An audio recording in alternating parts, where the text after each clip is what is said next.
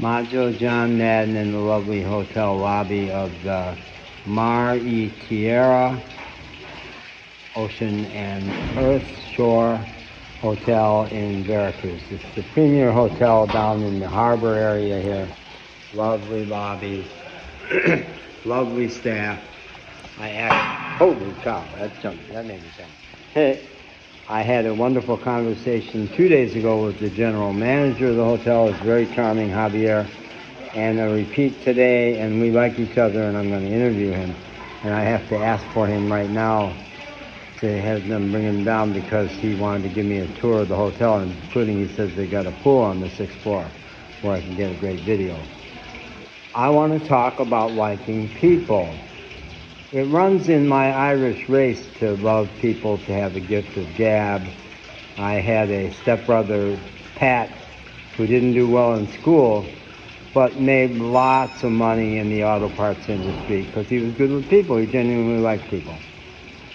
Now, my background is psychology, clinical psychology, and then management consulting.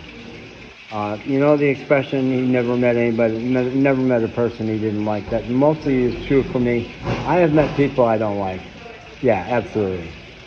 But I love all people. And in my psychology practice, I focused a lot of energy on affirming people, being a cheerleader, boosting them up, taking accurate statements about how wonderful they are.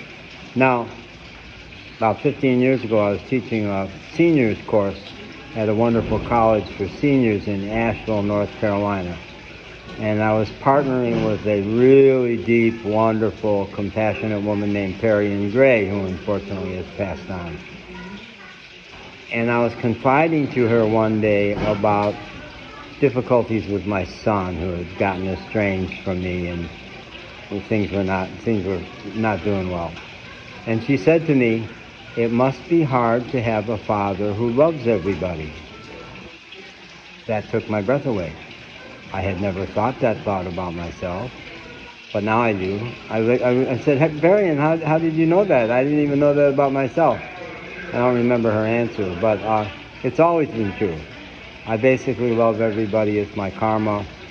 And I had a big spiritual waking up experience 4 years ago, and that really took it to a whole new level where I do love everybody.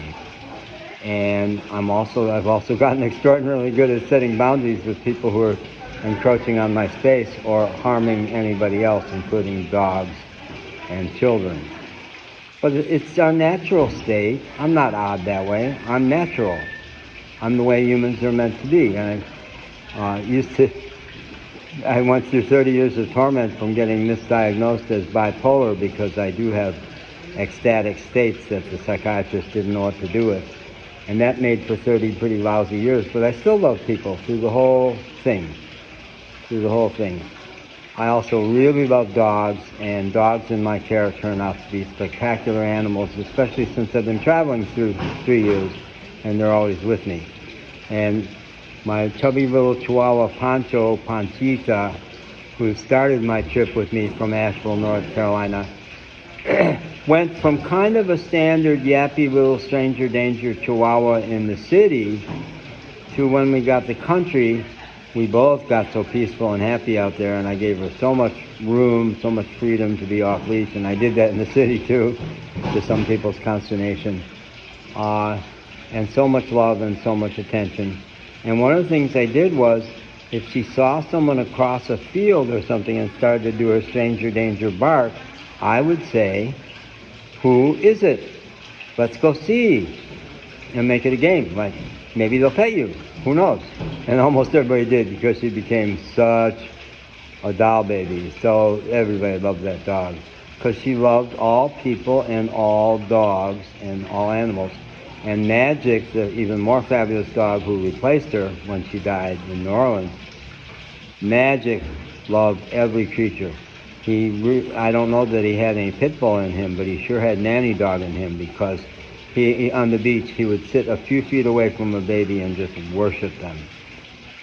And I have a 1-minute video of him attempting to make friends with a sand crab, just totally stretched out with his jaw on the sand, looking at the sand crabs, trying to figure out how can I engage with the sand crabs. And he would try to pet the sand crab, and the sand crab didn't like that, but didn't run away, wasn't afraid of him. So it's the natural state. When someone says to me that their dog doesn't like other dogs, I know that something has gone wrong. That's not the natural state. It's not that some dogs are born not liking other dogs. Something happened. It might be that they just didn't provide them the experience with other dogs. Vets, one of the many stupid things that scientific vets do is to often tell people to keep the puppy away from other dogs until some number of weeks, which totally fractures their development, ruptures their connection with their species. It's insane. So that has something to do with some dogs not knowing what to do with other dogs.